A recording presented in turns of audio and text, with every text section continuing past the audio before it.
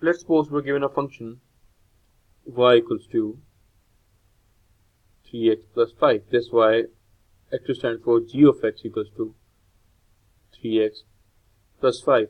And the domain of this function, let that be from 1 till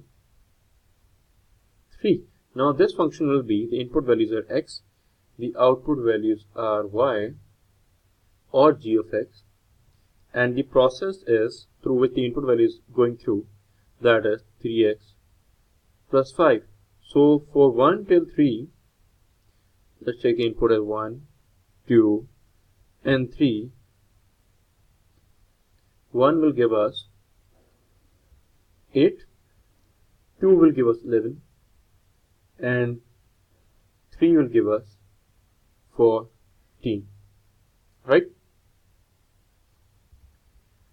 These are the reflective inputs.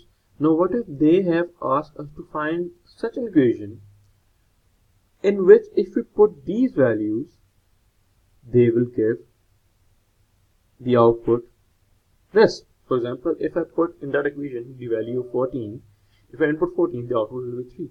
If I input 11, the output will be 2. If I input 8, the output will be 1.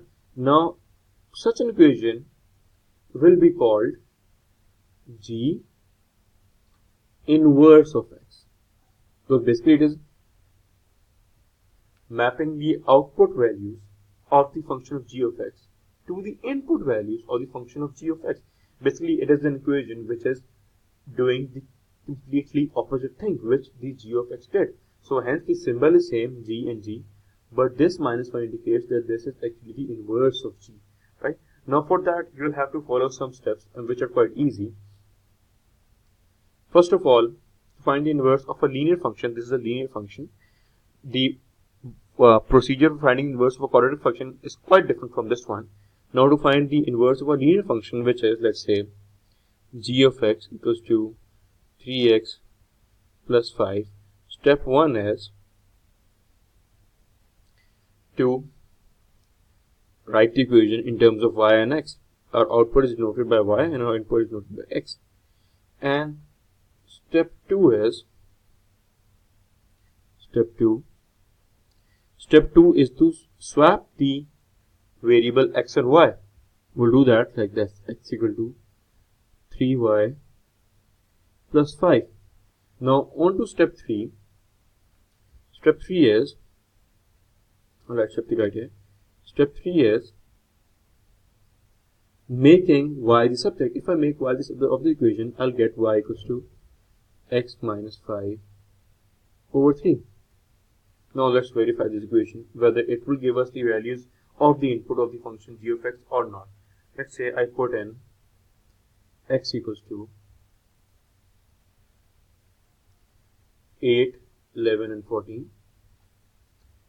8, 11 and 14, and our process is x minus 5 over 3, and our output will be denoted by g inverse of x, because it is the inverse of the function g inverse of x.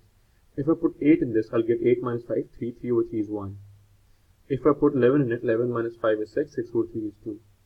If I put 14 in this, 14 minus negative 14 subtracted by 5 is 9, 9 over 3 is 3. For 11 we'll get, if I put 11 in 11 minus 5 is 6 over 3, this is 2. I made a solution mistake. So this is our output values for the input 8 till 14. You can see this is the complete reverse of this one. I put in this values 8, 11 and 14, and I got 1, 2 and 3. So the domain of the inverse function will be, for this inverse function, will be from 8 till 14, and the output for this inverse function is